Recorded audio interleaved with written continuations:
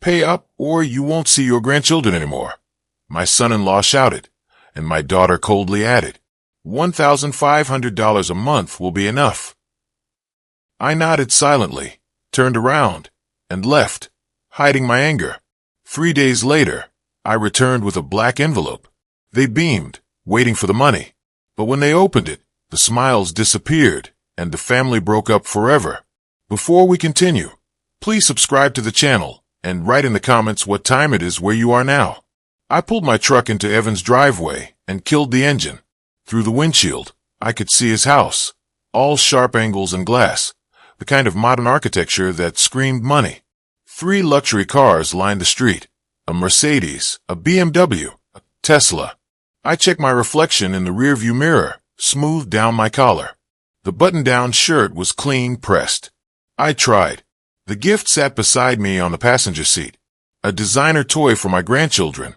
$150. I couldn't really afford. Premium wine, $80. A restaurant gift card, $200. I'd wrapped them carefully, corners crisp. My hands were steady as I gathered them up and walked toward the front door. I helped build this, I thought. My money made this possible. The doorbell echoed inside. Footsteps approached. When Della opened the door, her eyes swept over me once, taking in my simple clothes, my aging face, and something cold flickered there before she stepped back. "You're here," she said. Not a greeting, a statement. "Happy Thanksgiving, Della. I brought some gifts for everyone." I held them up slightly. "You can put them somewhere." She didn't look at the packages, just moved aside, letting me squeeze past into the entryway. The house buzzed with conversation and laughter. A dozen people filled the living room, all strangers to me. Women in designer dresses, men in expensive casual wear, the kind of clothes that look effortless, but cost a month of my pension.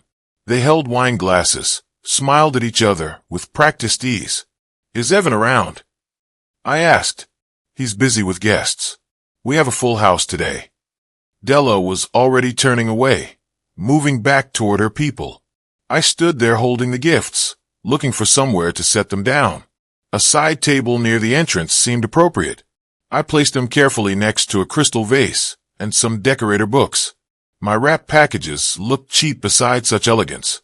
Across the room, I spotted Evan. He stood near the fireplace, gesturing animatedly to a man, wearing a watch that probably costs more than my truck. When he saw me, he waved, casual, dismissive, but didn't come over. I tried to join a conversation near me. 3 women in their 40s paused when I approached. "Hello," I said. "I'm Simon, Evan's father." "Oh, how nice," one of them said. Her smile was polite, empty. "And what do you do?" "I'm a retired firefighter." "Oh, how nice," she repeated, and immediately turned back to her friends, their bodies angled away, closing me out. I moved toward Evan. He was deep in conversation, but I needed to connect with someone in this room. "Hey, son. Good to see you." He barely glanced at me. "Hey, Dad. Glad you could make it.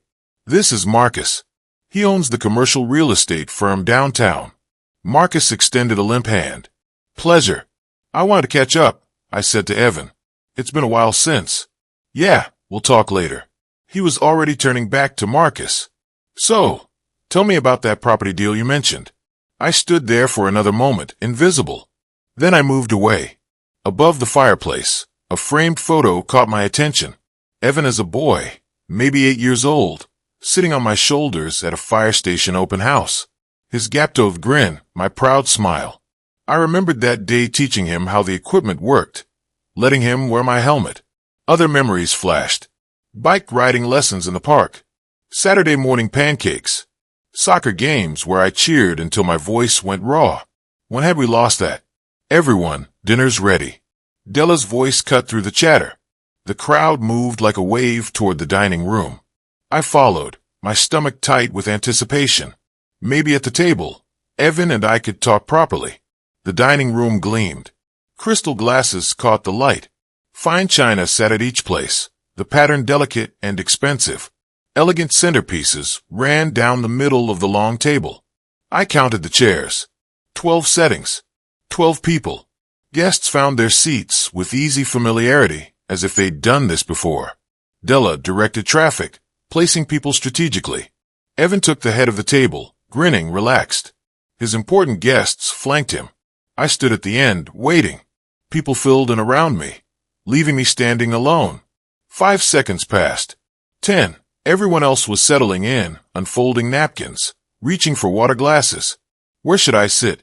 My voice came out quieter than I intended. Della turned, and in her hands was a plastic plate, bright red, the kind used at children's birthday parties. Cheap, flimsy. Simon, I'm sorry, but all the seats are taken. We weren't expecting such a full house this year. The room's noise dimmed. People were looking now. But I told Evan I was coming. I said, we talked last week. Did you? Well, it must have slipped his mind. She walked toward me, holding that plastic plate. Anyway, you can eat here. She set it on the floor, right there by the doorway next to where people had left their shoes. The room went silent. Every eye turned to me, then to the plate on the floor. Evan's laugh broke the quiet, not nervous. Genuine amusement. Come on, Dad. Eat like a dog. You're used to simple living, right? Firefighters aren't exactly picky eaters. A woman gasped softly. A man coughed. Someone looked away. Della returned to her seat, as if nothing had happened. Let's all sit down. The turkey is getting cold. I stared at that plastic plate, red against the hardwood floor. A child's plate. Less than a plate. An insult made tangible. I looked up at my son, searched his face for shame, regret, recognition that he'd crossed a line. Found none. Just that careless smirk. That easy confidence of a man who thought he could do anything without consequence. My hands began to shake, not from weakness, from fury rising in my chest like a wave I could barely control. I looked at each face around that table, saw their expensive clothes, their uncomfortable expressions, their complicity. These people who'd never risked anything, never run into a burning building, never given everything for someone they loved. The room held its breath. I reached down slowly. My knees cracked. I was 64, not young anymore. My fingers closed around the plastic plate. It weighed nothing. I straightened, holding it at chest level. My jaw tightened. I stared at my son across that gleaming table with all his important friends. The silence stretched. I set the plate down, not throwing it, not handing it back, just placing it carefully on the floor with precise control. When I straightened, my eyes locked on Evan's. I remember everything. For words, quiet, clear. They cut through the room like a blade. Evan's smirk faltered. What's that supposed to mean? I turned toward the door, didn't run, didn't storm out, just walked with steady purpose. You'll find out, I said without looking back. Simon, don't be childish. It's just dinner. Della's voice had that sharp edge she used when things weren't going according to plan. Dad, come on, don't be dramatic. Dad. I heard him calling after me, but I was already opening the front door. The cool evening air hit my face. I stepped out and closed the door quietly behind me. Not a slam. Control mattered now. Behind me, muffled through the door. What just happened? Della's response, dismissive. He's always been overly sensitive. Outside, the November air cleared my head slightly. I walked to my truck, my legs moving automatically. When I reached for my keys, my hand was shaking so badly I dropped them twice before getting the door open. I sat in the driver's seat for a full minute, staring at nothing. Started the engine, put it in drive. As I pulled away from that perfect house, I glanced in the rearview mirror. All those luxury cars still parked there, warm light spilling from the windows. They were inside celebrating, and I was driving away alone. The route home blurred past. I missed my turn off the highway, had to circle back.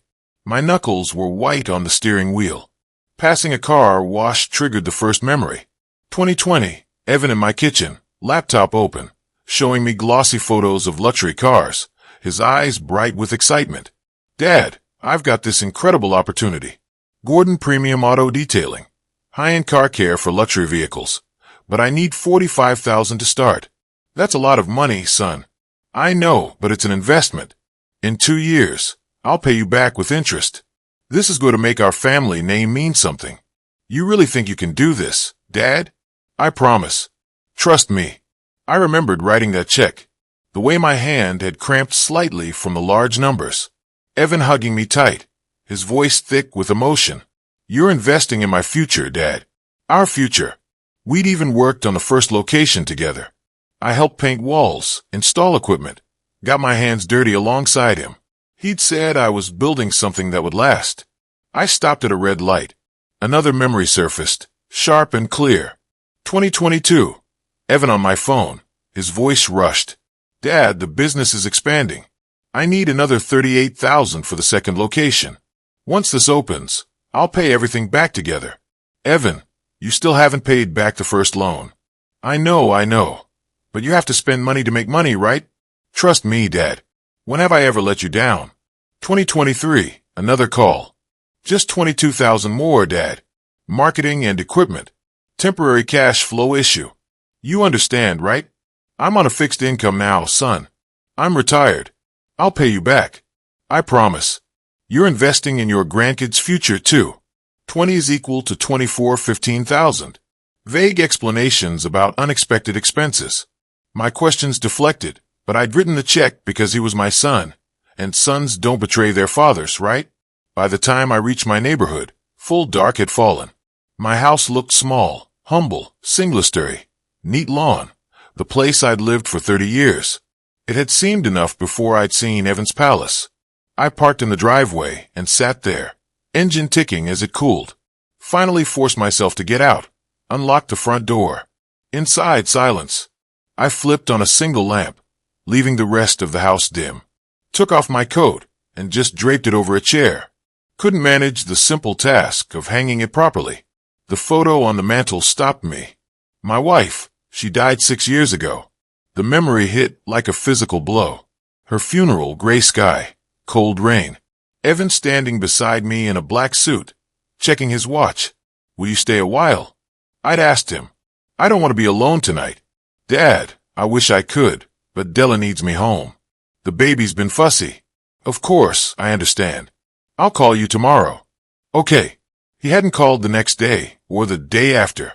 I'd sat in this dark house drowning, and my son had disappeared. The financial help started after that. I saw it clearly now. I'd been buying his attention, trying to keep him close the only way I could. The loans weren't business investments. They were ransom payments for scraps of my son's time. I moved to my office, pulled out the folder marked Evan Business Loans, and spread documents across my desk. Bank statements, canceled checks, printed emails, the handwritten agreements we'd signed.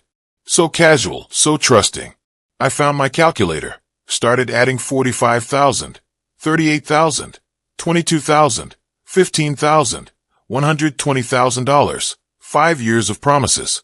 I organized everything chronologically, highlighted key passages in the agreements, Evan's signatures on each one right next to mine. Text messages. Thanks, Dad. You're the best. I'll pay you back soon. Emails full of gratitude and vows. Documentation, evidence, proof. Hours passed. I made coffee, forgot to drink it. The house stayed dark except for my desk lamp. Outside, the neighborhood slept. I found a photo in my desk drawer.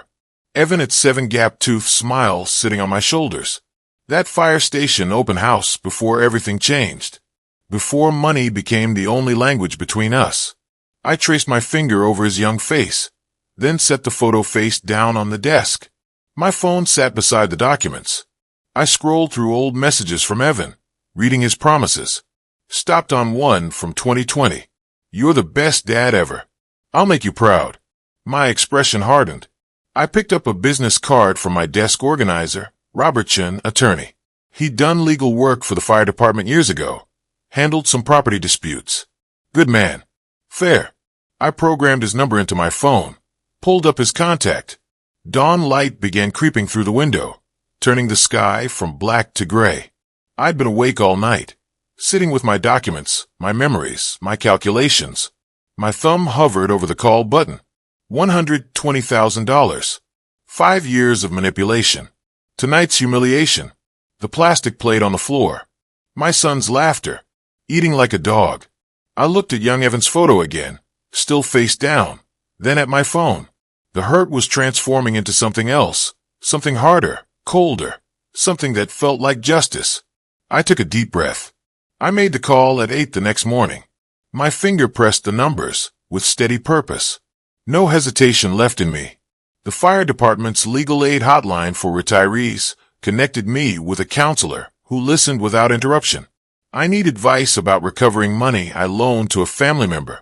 I said, "My son, he's refusing to pay it back. I'm sorry you're dealing with this." Her voice carried genuine sympathy. These situations are always painful. Do you have any written agreements or documentation? Yes. Loan agreements he signed, bank statements, text messages promising repayment, everything. That's good. That's very good. Papers rustled on her end. Let me give you the name of an attorney who specializes in these cases. Thomas Brennan. He's helped other retirees in similar situations. I wrote the name down carefully. Thank you. I need to do this right. The next few days, I became someone I recognized from my firefighting years. Systematic, thorough, mission-focused. I spread every document across my dining table and organized them by date. Bank statements went onto one pile, canceled checks in another. The loan agreements, 5 of them each bearing Evan's careless signature, got their own section. Text messages I'd printed out. Emails full of his promises, all arranged chronologically. I bought a 3-ring binder and sheet protectors. Created dividers with labeled tabs. Wrote a timeline on legal paper. November 2020. First loan $45,000. March 2022. Second loan $38,000. Each entry included the amount Evan's stated purpose, his promise of repayment. By the time I finished, the folder looked professional, official, the kind of evidence that spoke for itself. The work helped, turning grief into data, betrayal into proof. My hands stayed busy, while my mind stayed sharp. Brennan's office occupied the 3rd floor of a modest building in downtown Phoenix. The waiting room held outdated magazines and a tired receptionist behind scratched glass. When he called me in, I stood, shook his hand with the firm grip my father taught me. His office smelled like old paper and coffee. He gestured to a chair across from his desk, and I sat, opening my folder with care. "This is thorough," Brennan said, flipping through pages. He was late 50s, graying at the temples, reading glasses perched on his nose. "You've documented everything well, Mr. Gordon. Under Arizona law, we can pursue this. Family loans are enforceable contracts if there's evidence of intent to repay. So I have a case. You have the foundation of a case." He set down one document, picked up another, but I'll be honest. We need more. We need proof your son used this money for the stated business purposes and evidence of his current financial capacity. That's where investigation comes in. My chest tightened. How long will this take? If we file suit, 4 to 6 months to get to court. Maybe longer if they fight it. I looked at Evan's signature on one of the agreements. The ink slightly smudged where his hand had moved too fast. I waited 5 years for him to do the right thing. I can wait 6 more months for justice. Brennan recommended a private investigator that same afternoon. I met Wendy Torres at a coffee shop 2 blocks from his office. She arrived exactly on time. Black blazer and direct eye contact. Notebook already open on the table. "I need to be clear about what I can and can't do," she said after we'd exchanged basic pleasantries. "I can verify business filings, check public records, observe operations in Arizona. I can record conversations I'm part of. That's legal here. But I can't hack computers or trespass on private property. I just need the truth." I wrapped both hands around my coffee cup. What's his business really like? Is he actually successful, or is it all for show? I'll find out. Give me 2 weeks for the initial investigation. I'll document everything legally admissible. That's all I'm asking for, facts. She smiled slightly. You'd be surprised how often facts are enough. Her fee was steep, $150 per hour, plus expenses. I signed her contract with hands that only trembled slightly. This was money I couldn't easily spare, but Brennan had been clear.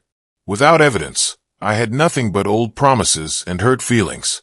As I sat in my truck afterward, engine idling in the parking lot, I thought about Evan and Della at that table. Their wealthy friends, their expensive clothes, their need to appear successful. The lawsuit would hurt them financially, assuming I won. But there was something else they cared about even more than money, their reputation. The idea planted itself in my mind like a seed. I didn't know how to use it yet, but I knew it mattered. Legal revenge was one path. Social consequences might be another. A few days later, I drove to the cemetery with flowers. White roses, my wife's favorite. I passed a small shop called Desert Bloom dozens of times without stopping. But today, I pulled into the lot. Inside, the air smelled green and alive. A woman around my age stood behind the counter, arranging carnations in a vase. She looked up and smiled, the first genuine smile I'd seen directed at me in weeks. "Can I help you find something?" "White roses," I said, "for my wife's grave. These ones are beautiful. They're popular this time of year." She selected a dozen with careful hands, wrapping them in brown paper. "I'm sorry for your loss. How long has it been?" 6 years. But some days it feels like yesterday." Her eyes softened with understanding. "I lost my husband 4 years ago. The missing doesn't really go away, does it? It just becomes part of you." Something in my chest loosened at her words. "No, it doesn't go away. I'm Gloria, by the way. Come back anytime." Flowers have a way of helping, even just being around them. I paid for the roses and left, but her name stayed with me. Gloria. The warmth in her voice, the recognition of shared pain. At the cemetery, I knelt beside the headstone and placed the flowers in the built-in vase. Usually, I talk to my wife here. Updates about life. Apologies for not visiting more often. Today I stayed quiet, just knelt in the grass with my hand on the cold stone. "I'm doing something you probably wouldn't approve of," I finally said, "going after Evan legally. But you didn't see how he treated me. You didn't see the person he's become." Wind moved through nearby trees. A bird called somewhere close. I met someone today, just briefly. A woman at the flower shop. She was kind. I'd forgotten what that felt like. I touched the stone once more, then stood. My knees protested. 64 years old, body remembering every fire I'd run into, every ladder I'd climbed. Driving home, I thought about Gloria's face. Not my grief, not Evan's betrayal, but that unexpected moment of human kindness from a stranger who understood loss. As I pulled into my driveway, I realized something had shifted. I wasn't just planning revenge. I was starting to imagine what life might look like after. 2 weeks later, Wendy called. "We need to meet," she said. "I've got information you'll want to see in person." The diner she chose sat on the edge of downtown Phoenix, the kind of place with cracked vinyl booths and coffee that tasted like burnt rubber. She was already there when I arrived, folder open in front of her. I slid into the booth across from her. She didn't waste time. "Your son's in trouble." She turned the folder so I could see photographs, documents, printed screenshots. "The business looks good from outside, but the books tell a different story." She laid out photos of Evan's 3 locations. Gordon Premium Auto Detailing, each with expensive signage and clean storefronts. Then she showed me the collection notices she'd photographed through windows. Past due rent payments, final warnings. How bad is it? 2 of 3 locations losing money. $180,000 in bank debt, behind on rent at 2 properties. If he doesn't turn it around soon, he's looking at bankruptcy. I stared at the numbers, the notices, the evidence of failure hidden behind that successful facade. So, he needed my money just to stay afloat. More than that, he still needs money. That's probably why he cut you off. You weren't useful anymore after you retired. The words hit like a physical blow, but I kept my face neutral. That's exactly what happened. Wendy pulled out her phone, scrolled to a website. "One more thing. They're throwing a charity gala next month. Fancy event, $500 per ticket. They're all over social media, playing the generous benefactors." She showed me the screen. Evan and Della in formal wear, arms around each other, smiling at the camera. The event description talked about community leadership, giving back, supporting children's literacy. I felt something cold settle in my chest. Benefactors. They won't pay back the man who funded their life, but they'll throw a party to look charitable. The hypocrisy is pretty breathtaking. Thought you'd want to know. I do. I studied the date. December 15th, less than 3 weeks away. This is perfect, actually. Perfect how? I'm not sure yet, but I'll figure it out. I took copies of everything, thanked Wendy, asked her to keep monitoring their social media. Then I drove straight to Brennan's office with the evidence. He reviewed each document with growing satisfaction, making notes on his legal pad, highlighting specific sections. "This strengthens our case significantly," he said. "It shows he received money, used it for business as claimed, but mismanaged funds. We're ready to file soon." I left his office, feeling the legal side was solid, but my mind kept returning to that gala photograph. Evan's confident smile, Della's elegant dress, their performance of generosity and success. 3 days later, I returned to Desert Bloom. Gloria looked up from a floral arrangement when the bell chimed. Her face brightened with recognition. "Back so soon? I wanted to ask about ordering flowers for an event." It was half excuse, half genuine inquiry. "Do you do arrangements for large gatherings?" She led me to a portfolio, flipping through photos of weddings, corporate events, elaborate displays. Her hands moved with practiced grace, pointing out different styles and options. "What kind of event?" she asked. I'm not entirely sure yet." The truth slipped out before I could stop it. "It's complicated." She sat down the portfolio, studied my face. "Last time you were here, you mentioned a family situation. Is it getting any better?" I found myself telling her more than I'd intended. About the money, about Evan's refusal to pay it back, about discovering his business was failing while he pretended to be successful. "Your son?" She looked genuinely shocked. "The one you were visiting for Thanksgiving? That same son? I helped fund his business for years. Now that I'm retired and can't give more, I'm disposable. That's cruel. I'm sorry, Simon. I'm taking legal action. Hired a lawyer, investigator. I'm done being the understanding father." She nodded slowly. "Good. You deserve better." We talked for another 20 minutes. She told me about her own children, daughter in Portland, son in Charlotte, how they called on holidays but hadn't visited in 2 years, how she understood loneliness, understood what it felt like when family disappointed you. "The shop helps," she said. "Flowers, customers, staying busy. But some days," she trailed off, then met my eyes. "I close at 5. Would you like to get coffee sometime?" The question surprised me. So did my immediate answer. "Yes, I'd like that." We exchanged numbers, agreed to meet the next day at a cafe in Central Phoenix. I left with a lightness I hadn't felt in weeks. The cafe had big windows and quiet corners. I arrived 5 minutes early, unusual for me, showing nerves I didn't want to acknowledge. When Gloria arrived, I stood awkwardly, unsure if I should hug her or shake hands. She solved it by touching my shoulder warmly before sitting. "Tell me about being a firefighter," she said. "You must have some incredible stories.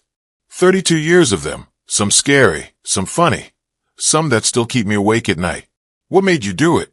Run into burning buildings when everyone else runs out?"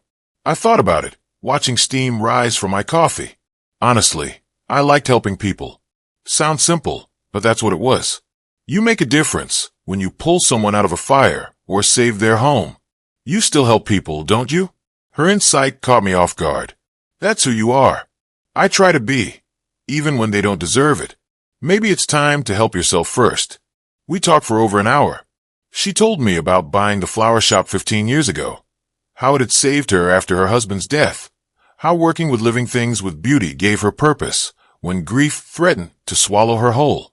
I told her about the firehouse, the brotherhood, the satisfaction of work that mattered, about my wife and the hole her absence left, about feeling lost in retirement, like I'd stopped being useful.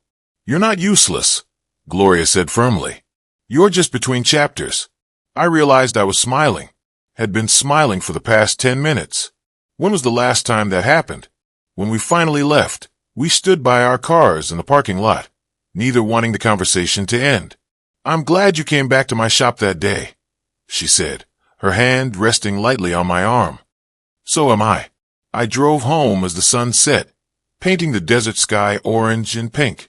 In the passenger seat sat Wendy's folder, evidence of Evan's lies, proof of his failures, ammunition for the lawsuit. My phone held Gloria's contact, her warmth, the possibility of something beyond anger and betrayal.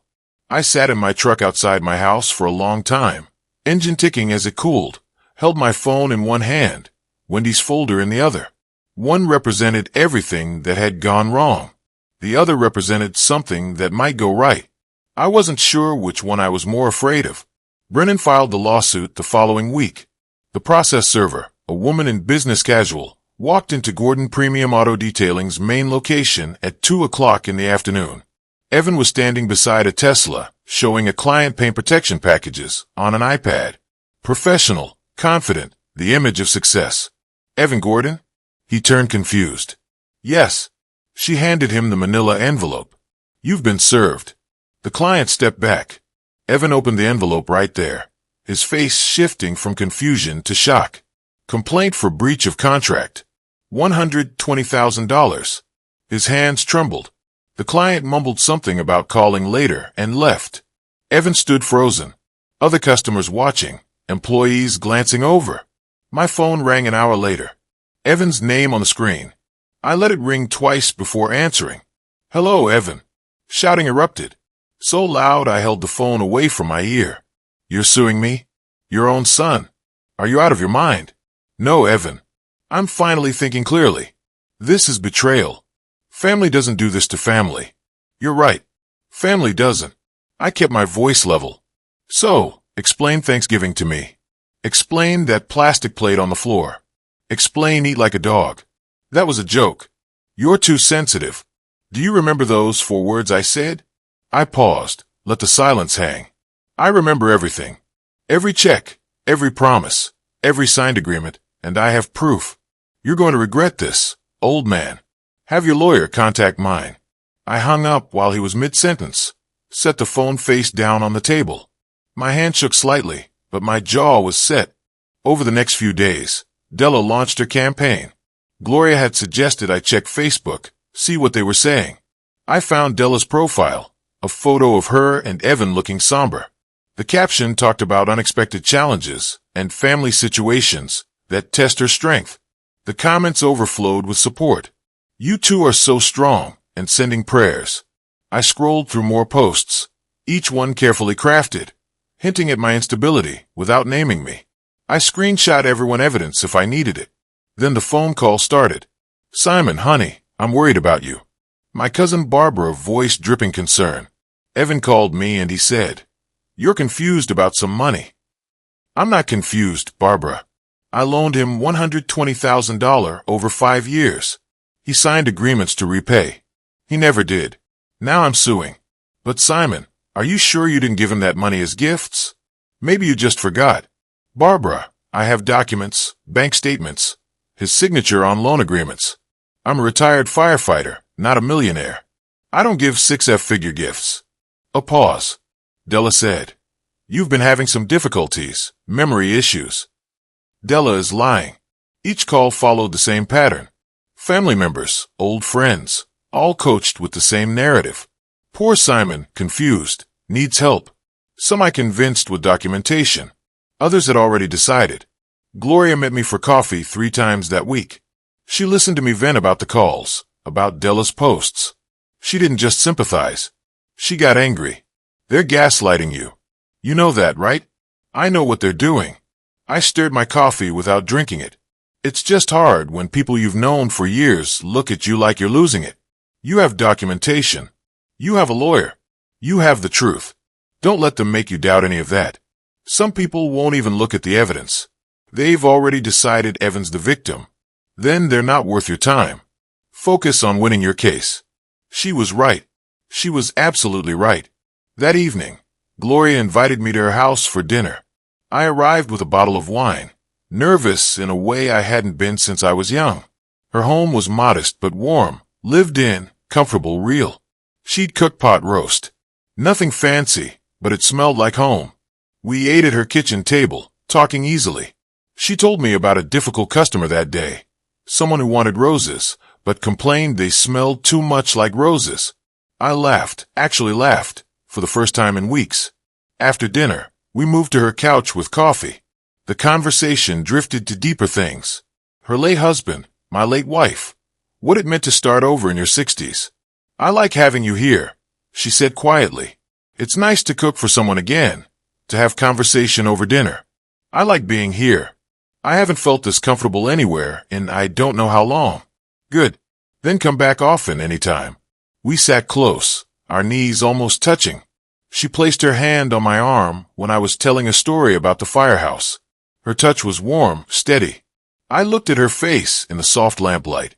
Gloria, I need to tell you something. Her phone buzzed on the coffee table.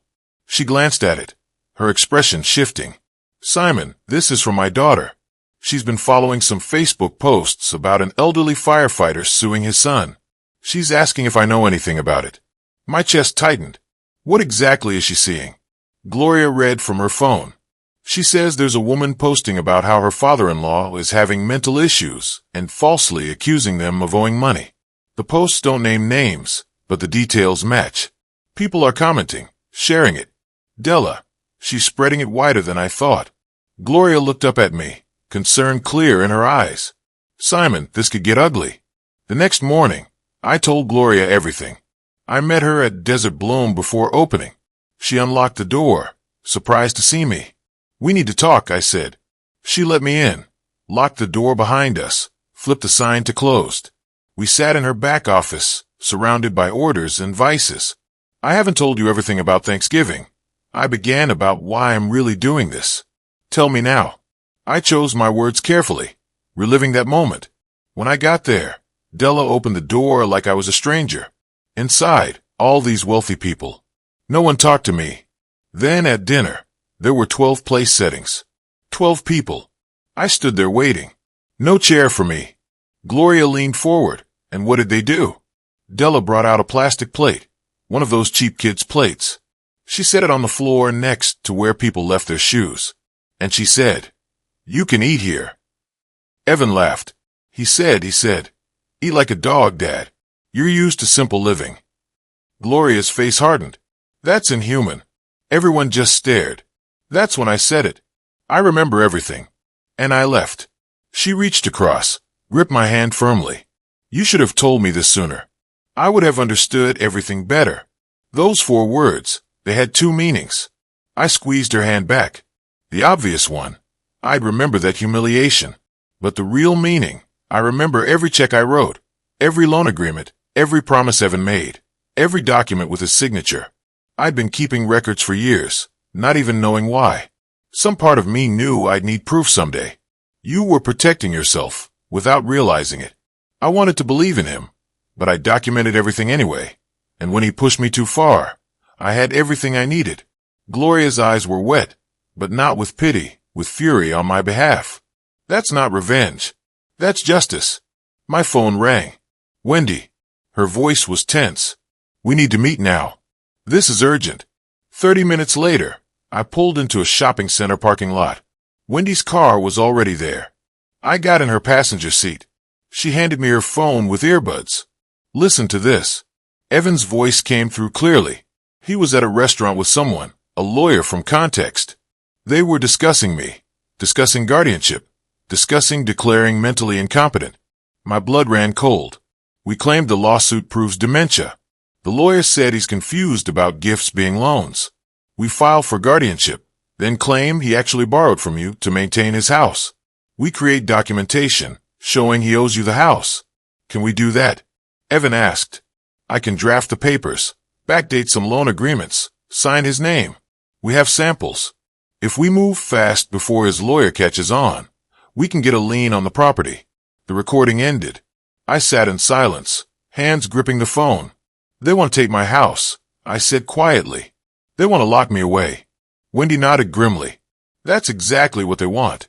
This lawyer lost his license once. Got it back on a technicality. He's willing to commit fraud. I called Gloria from the parking lot. I need your help. Can you meet me at a notary office? Text me the address. I'll be there in 20 minutes. At the notary's office, a small storefront operation, I explained what I needed. The notary, a middle-aged woman who'd seen everything, pulled out forms without blinking. A will leaving my house and assets to the firefighters' benevolent fund. Medical power of attorney to Gloria. Financial power of attorney to Gloria with strict limitations. When it was Gloria's turn to sign as my attorney, in fact she hesitated, pen hovering. I covered her hand with mine. Please, I trust you. She looked at me for a long moment, then signed. We went directly to Brennan's office. Late afternoon light slanted through the windows. I handed over Wendy's recording device and printed transcripts. Brennan listened, jaw tightening. He made notes rapidly, occasionally muttering, "Unbelievable. This is textbook elder abuse." He pulled up Arizona statutes on his computer, showing us criminal penalties. Then he started drafting motions, typing fast. After an hour, he handed me copies. "We're filing these tomorrow morning. First thing, a restraining order preventing them from filing guardianship petitions or property claims, and I'm amending our complaint to include attempted fraud and conspiracy." He looked at me seriously. "This actually strengthens our case, shows consciousness of guilt. But Simon, you need to understand they're desperate. Desperate people are dangerous. Watch your back." "He won't be alone," Gloria said firmly. "I'll make sure of that."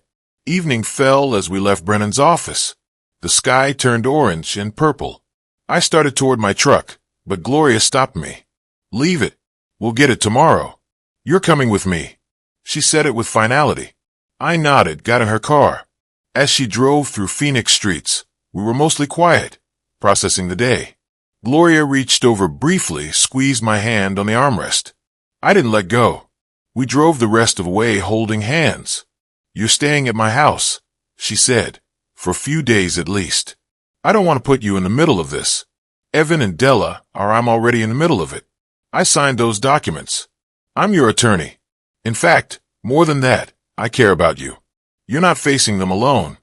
Gloria, I don't know what I did to deserve. You didn't do anything. Sometimes good people find each other when they need each other most. That's all this is. It's more than that. For me it is." She squeezed my hand tighter. "For me too. Now let's get you home. My home. Our home for now." I looked at her profile in the fading light. This woman who barely knew me weeks ago and was now letting me into her life, putting herself at risk by opposing my family. For the first time in years, I wasn't alone in this fight. 2 weeks passed in a strange sort of peace. Living with Gloria felt less like staying with someone and more like coming home. We developed rhythms. Morning coffee together at her kitchen table. She'd leave for the flower shop with a kiss on my cheek. I'd handle legal calls and documents at her dining table. Evenings we cooked together, talked about anything except Evan and lawsuits. But the gala approached December 15th. I'd been watching their social media promotion, glossy photos, hashtags about community leadership, ticket prices that could feed a family for weeks. I made a phone call to the Firefighters Association president. "Jake, I saw that Evan and Della are hosting this big charity event. Made me think. We do charity work every day, just without the fancy venue. What are you thinking, Simon? Maybe it's time people remembered what real community service looks like. Retired guys living on pensions, still volunteering, still helping." Jake understood immediately. "A newspaper piece? I know someone at the Chronicle, just highlighting the good work. Nothing controversial, just truth." The reporter who interviewed me was young, earnest. She asked about my years of service, what retirement meant, how I stayed connected to the community. "Gordon says he's proud to support the next generation, including his son, Evan, an entrepreneur in Scottsdale," she wrote in her notes. I said it without irony. She didn't catch the subtext. "Will you be at his charity gala this weekend?" "I'm not on the guest list, but that's fine. Different generations, different social circles." The article published December 15th, Phoenix Chronicle Local Heroes section. My photo in old firefighter gear. 5 of us featured. Mine included that careful line about supporting my son. I bought the paper that morning, sat in Gloria's car reading it. Perfect. Just factual enough to seem innocent, positioned exactly right to raise questions. That evening, while the gala happened across town, Gloria and I stayed home. We cooked together. Pasta with her late husband's recipe for marinara sauce, something she hadn't made in years. She said cooking it with me felt right, not sad. We ate by candlelight, talked about her daughter in Portland, about whether we should visit in spring. My phone buzzed. Text from Jake.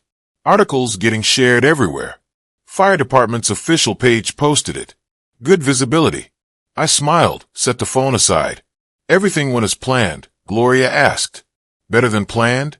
Does it feel good? The revenge? I consider her question. It's not about feeling good. It's about them understanding that actions have consequences, that they can't just erase me and expect no one to notice. Later, I learned what happened at the gala. Wendy had a contact there, sent me details the next day.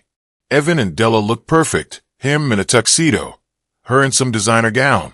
They worked the room, posed for photographers, played their roles flawlessly. Then guests started mentioning the article. I saw something wonderful in the Chronicle today. Your father's firefighter service. Such an impressive career. Evan deflected with vague smiles. Someone asked directly, "Why isn't your father here tonight?" This seems like the kind of event he'd appreciate. He's busy with other commitments, Evan managed. But the questions kept coming. Then Richard Chambers, one of Evan's business investors, cornered him near the bar. "Evan, we need to talk about something I heard. There's a lawsuit from your father over business loans. Is that accurate?" Evan's smile went rigid. "It's a misunderstanding family matter being resolved quietly. Except it's in court, public record. And if you're disputing legitimate business loans from family, that makes me question your financial ethics. Our investment was based on trust." Della tried to intervene, but Chambers wasn't finished. "Integrity matters in business. We'll be reviewing our position." The gala didn't collapse, but it ended in whispers. I wasn't there to see it, but I could imagine Della's frozen smile, Evan's mounting panic. I didn't need to watch them fall.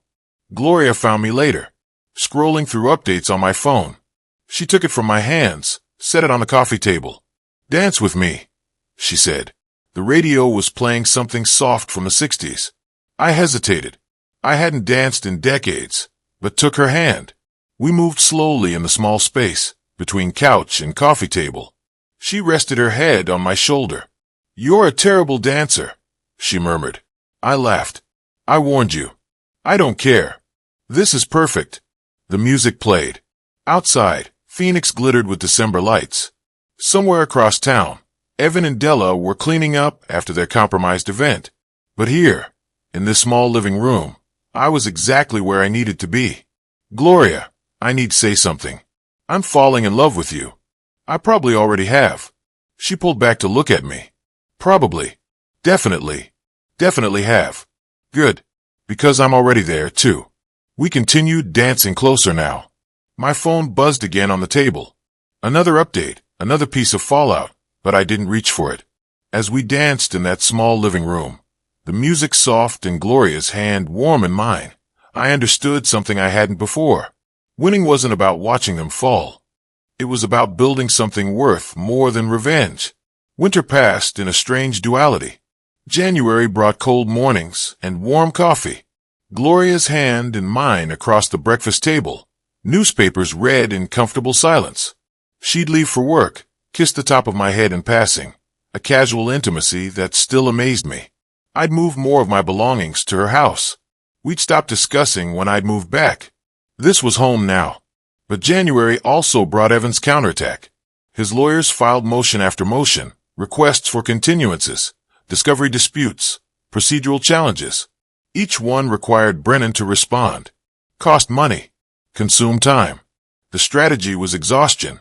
Make it too expensive, too draining. Hope I'd settle for pennies or give up entirely. Then came their counterclaim.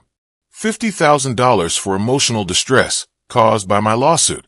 Brennan called it nuisance litigation, said it had no merit, but we'd have to respond. Della ramped up her social media presence, posts about toxic family dynamics and elder manipulation tactics, never naming me. But the details were unmistakable.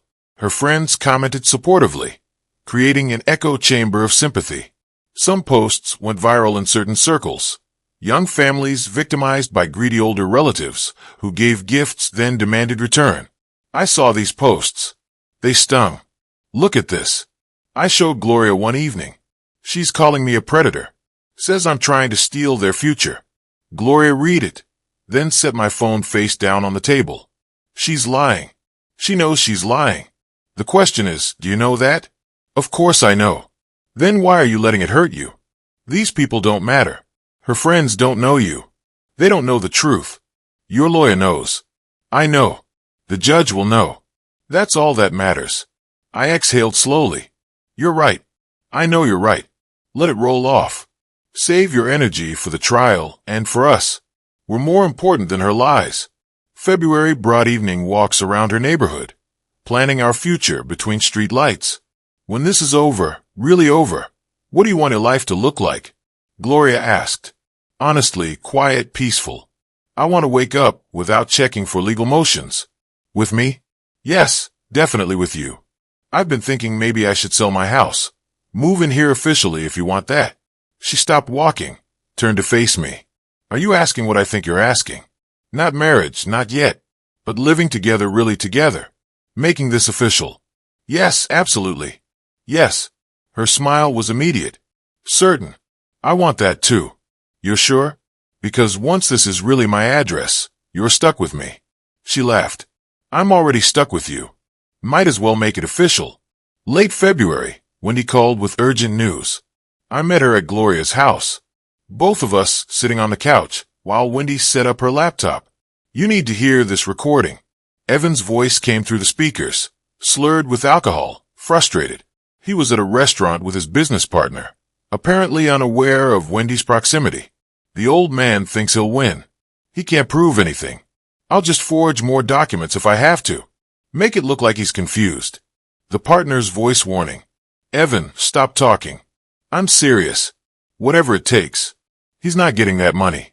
Wendy stopped the playback. This is from 3 days ago. He doesn't know I was there. I sat silent, processing. Gloria's hand found mine. Play it again, I said. The second time through, I took notes. Evan's exact words, the context, the admission of intent to commit fraud. This wasn't just evidence. It was proof of consciousness of guilt, admission of the debt's existence, threat of future crimes. Brennan reviewed it the next day via video call. His expression shifted from professional interest to something harder. With this recording, we don't just win the civil case. This is evidence of criminal intent. The DA might be interested. I don't want him in prison, I said. I just want my money and my dignity. That's your choice. But this recording means he won't fight anymore. He can't win. Late February, Gloria and I sat in Brennan's office for trial preparation. Sunlight slanted through the windows. Brennan laid out the strategy, my testimony, the documentation, the timeline of loans and broken promises. And now Evan's own recorded words. They've given us everything we need, Brennan said. Evan's own words will convict him. Trial is set for late April. We're ready. I nodded, but I wasn't triumphant, just tired, ready for this to be over. Gloria squeezed my hand. We walked out together into winter sunlight. In the parking lot, I stopped, looked at her. 2 more months, then maybe we can actually start our life. We've already started it, she said gently. This is just the last chapter of the old story. What's the first chapter of the new one? Us together building something good. I opened her car door. Thank you for everything, for standing with me. Where else would I be? We drove home, and it was home now. Fully completely through Phoenix streets. The afternoon sun warmed through the windows. Trial approaching, but future already beginning. March brought the first real heat of spring and the final countdown to trial. Brennan's office became my second home. We spent hours at his conference table, documents organized in labeled stacks. Each one tabbed, color-coded, ready for court. He played opposing counsel, asking questions designed to rattle me. Mr. Gordon, isn't it true you gave this money to your son as gifts, and now you're fabricating this loan story because you're angry? I pointed to a document. Here's his signature promising repayment. Here's a text message. I'll pay you back, Dad. I promise. These aren't gifts. Brennan nodded. Good. Stay calm like that. Don't let them bait you into anger. I spent 32 years staying calm in emergencies. I can handle a courtroom. That's exactly the energy.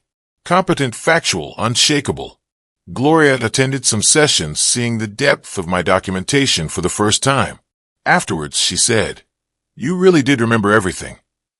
2 weeks before trial, I was at my house organizing boxes when I heard a car in the driveway. Evan's BMW. He got out looking haggard, wrinkled shirt, unshaved, dark circles under his eyes. We stood in the driveway 10 feet apart. "Dad, please, we need to talk." I crossed my arms, waited. I'll pay you back. $2,000 a month. I can do that. Just drop the lawsuit. You swore before many times. I mean it now. I'm desperate. Della is threatening divorce. My business is falling apart. You're destroying my life. I'm not destroying anything. I'm holding you accountable.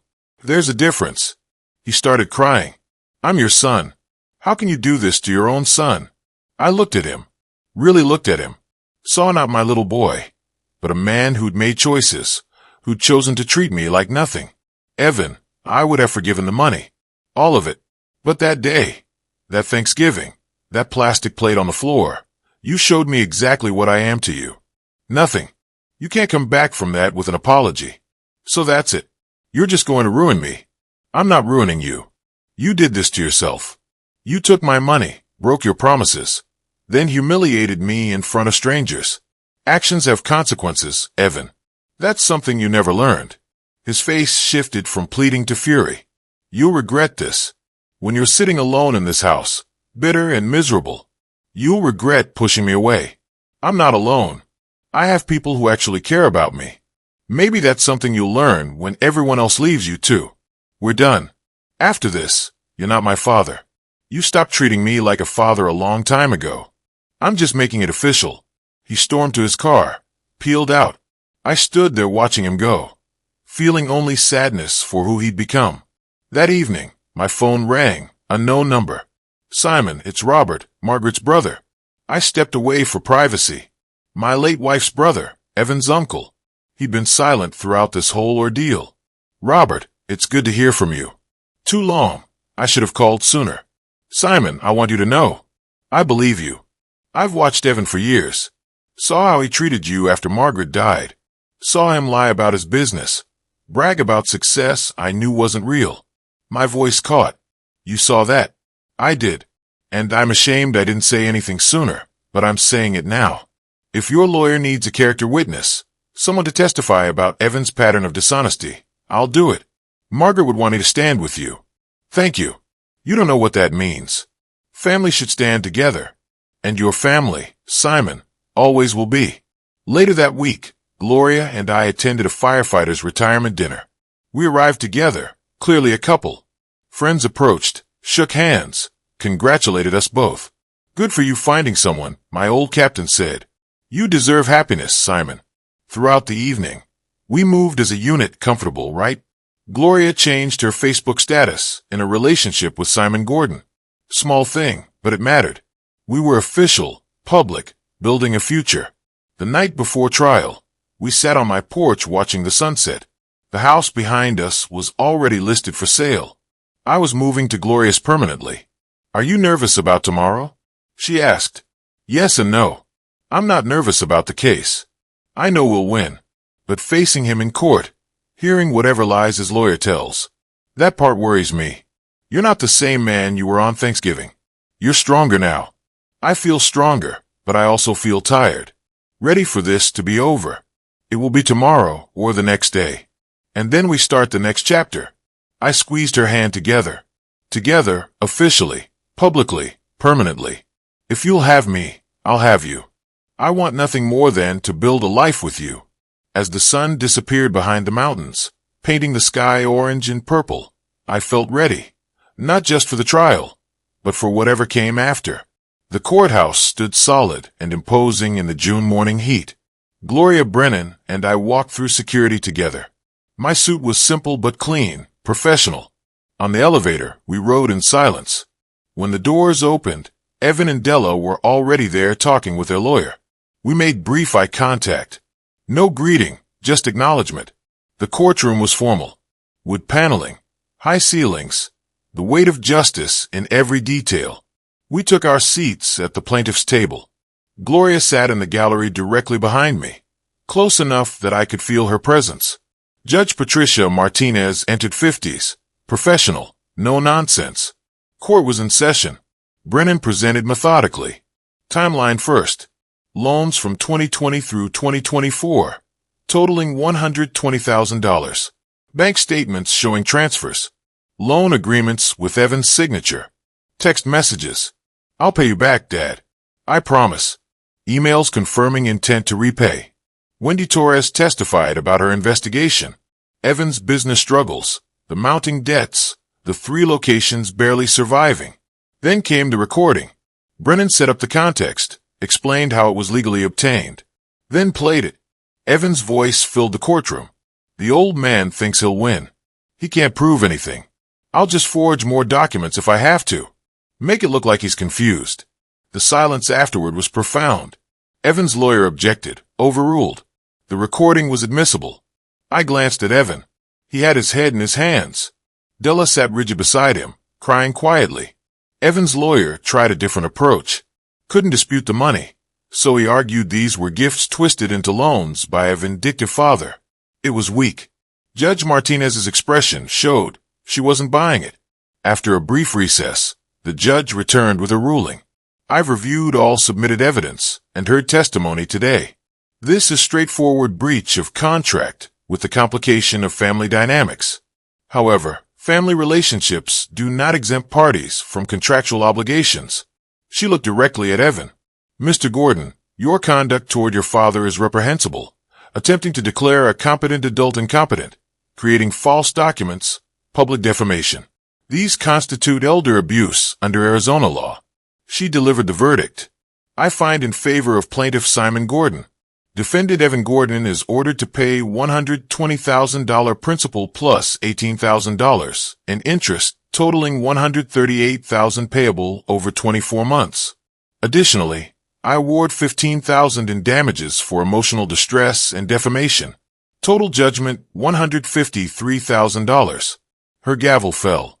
I'm also filing a report with the district attorney's office regarding potential criminal charges. Court adjourned. Outside on the courthouse steps, Gloria hugged me. Not celebratory, just supportive. How do you feel? She asked. Relieved, tired, sad. Brennan shook my hand. You won completely. I know, but winning doesn't feel the way I thought it would. I got justice, but I lost my son in the process. Gloria squeezed my arm. You didn't lose him. He lost himself years ago. Today just made it official. Maybe. I hope someday he figures it out, but I can't wait for that day. A week later, my phone rang.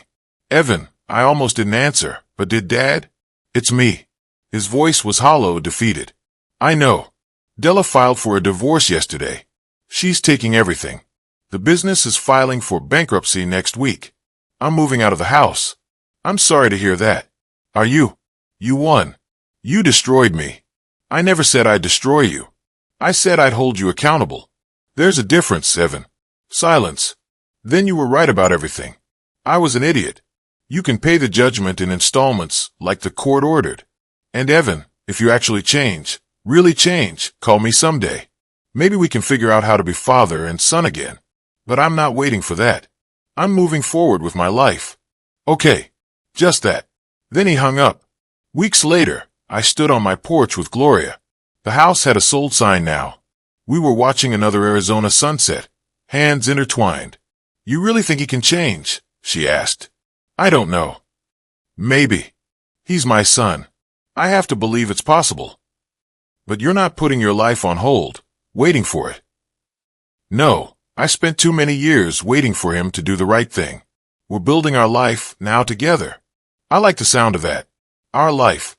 I looked at the sunset, all those shades of orange and purple that had become familiar over these months of transformation. You know what's funny? 6 months ago, I came to his house for Thanksgiving, hoping for family. Now I've got you, and that's more family than I've had in years. She smiled. That's not funny. That's perfect. We stood in comfortable silence. The evening air was warm, gentle. Somewhere across Phoenix, Evan was rebuilding from nothing. Maybe he'd find his way. Maybe not. But my story wasn't about him anymore. Ready to start the next chapter? I asked. Been ready since the day you walked into my flower shop. We went inside together, leaving the porch and the past behind, walking into the life we'd built from ashes and unexpected kindness. A life worth more than any revenge could ever be. If you like this story, please like this video, subscribe to the channel, and share your impressions of this story in the comments. To listen to the next story, click on the box on the left.